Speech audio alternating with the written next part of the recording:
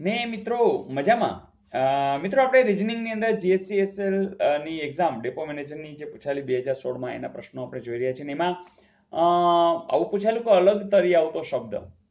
મિત્રો પુસ્તક છે, સંચો છે, પેન્સિલ છે, રબર છે. યસ, તમે બિલકુલ સાચા છો. શું જવાબ આવશે? પુસ્તક. કારણ કે કંપાસના દ્રષ્ટિએ જુઓ તો આ બધું સમાઈ શકે. તો અલગ તરી આવતો શબ્દ આવશે પુસ્તક. જોઈએ નેક્સ્ટ. મિત્રો આવું પણ પૂછાયેલું કે અમુક ચોક્કસ ભાષામાં હાયર તો આવી રીતે, ગોટ તો આ રીતે, ડાઉટ એટલે આ રીતે, તો બ્રોટ એટલે શું? મિત્રો તમને ખબર જ છે કે તમારે ક્રમ છે એ પ્રમાણે લખશો, જેમ કે BROUGHT. તો જોતા જઈએ બી જેવું ક્યાં છે, તો કે બી અહીંયા છે એટલે અહીંથી અહીંયા, એટલે કયું છે તો કે 8. આર એટલે ક્યાં છે? આર જો આ ત્રીજા ક્રમે કોણ છે? 4. ઓ, ચલો ઓ એટલે અહીં બીજા ક્રમે એટલે કોણ આવશે? 5. યુ યુ યુ અહીંયા છે એટલે ચોથો ક્રમ, તો એ સોરી અહીંયા આપણે જોવું જોઈશે ત્રીજો ક્રમ, એટલે કોણ આવશે? યસ, આ. બરાબર, જે ત્રીજા ક્રમે આ છે એ ત્રીજા ક્રમે. પછી જી, તો જી ક્યાં છે? અહીંયા પહેલું જ, તો ટકા. એચ, એચ આવશે એ, અને ટી, ટી આવશે સ્ટાર. જોઈ 845 અને આ 845 અને આટલો આવે છે. ઓકે, પછી આ બી ઓકે. તો આગળ જવાની જરૂર નથી, આપણો જવાબ બિલકુલ સાચો છે. તો આવું કંઈક પૂછાયેલું જરૂરથી તમને આવડશે. મિત્રો આ બધી વાત પ્રેક્ટિસની જ છે, અને જે કંઈ નવું લાગે તમારી નોટબુકની અંદર નોંધતા જાઓ અને પ્રેક્ટિસ કરતા જાઓ. તો હોમવર્ક આપી દઉં? ચલો આપી દઉં.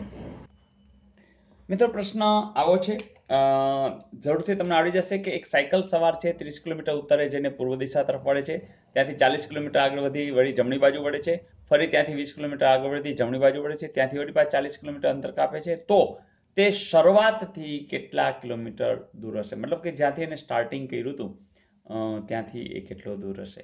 મિત્રો ટ્રાય કરો, 100% આવડી જશે. અને હા, તમે કોમેન્ટ્સમાં પણ એ ખાસ લખી નાખજો, જેથી કરીને મને પણ ખ્યાલ આવે કે કેટલા લોકોને આવડી ગયું છે. તો યસ, હા, ગઈકાલનું હોમવર્ક ચલો જોઈ લઈએ.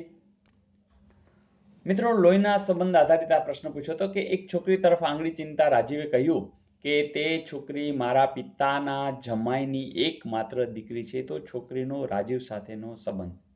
મિત્રો જે વસ્તુ આપણે જાણીએ છીએ, ચલો જોઈતા જઈએ કે એક છોકરી તરફ આંગળી ચીંધતા રાજીવે કહ્યું કે તે છોકરી મારા પિતા, એટલે આપણે આ છોકરીની વાત કરીએ, મારા પિતા કોણ બોલે છે? રાજીવ. ચલો આ રાજીવ છે, અને આપણે ચોરસ એટલે કીધું કે પુરુષ હોય તો આપણે ચોરસ કરશું, સ્ત્રી હશે તો રાઉન્ડ. હવે મારા પિતા લોપલી પેઢી થશે એટલે ઉપર વયા જઈએ, આ એમના પિતા. હવે આ પિતાના જમાઈ, હવે આના જમાઈ લેવા હોય તો તરત એની એક દીકરી લઈએ, બરાબર, આ ભાઈ બહેન થઈ ગયા, બરાબર. તો આ મારા પિતાના જમાઈ, જમાઈ એટલે આ દીકરી અને દીકરીને વર, આ દીકરીનો વર, કારણ કે અહીંયા ડબલ ડીટી એટલે કપલ. તો અહીંયા મારા પિતાના જમાઈ, આ જમાઈ, અને એની એકમાત્ર દીકરી, એમ ન કીધું કે દીકરીની દીકરી છે, પણ એના જમાઈની દીકરી છે, પણ વાત તો આપણે જાણીએ છીએ. તો આની વાત કરી રહ્યા છે કે એક છોકરી તરફ અહીંયા, બરાબર, આ છોકરી તરફ આંગળી ચીંધતા, અહીંયા લખી રાખી, ચલો અહીંયા આ છોકરી તરફ આંગળી ચીંધતા રાજીવે કહ્યું, આ રાજીવે કહ્યું કે તે છોકરી મારા પિતાના જમાઈ, એટલે એની એકમાત્ર દીકરી છે, તો આની છે રાજીવ સાથેનો સંબંધ. તો રાજીવને શું થાય? તો કે બેનની દીકરી અથવા તો બનેવીની દીકરી, જે કહેવાય. તો બેનની દીકરી કે બનેવીની દીકરીને શું કહેવાય? તમે તરત કહેશો કે સર એ તો ભાણી જ કહેવાય. તો આવો પ્રશ્ન પૂછાયેલો, અને આવા પ્રશ્નમાં તો હવે કોઈને પણ માર્ક્સ ગુમાવવાની વાત છે નહીં, કારણ કે બધું ફૂલ આવડી ગયું છે. બધા લોકો હવે MBA બની ગયા છે, તો મને બધું આવડે. તો મિત્રો બસ આનંદથી કામ કરતા રહો અને આજુબાજુ બધાને જાણ કરતા રહો. Wish you all the best.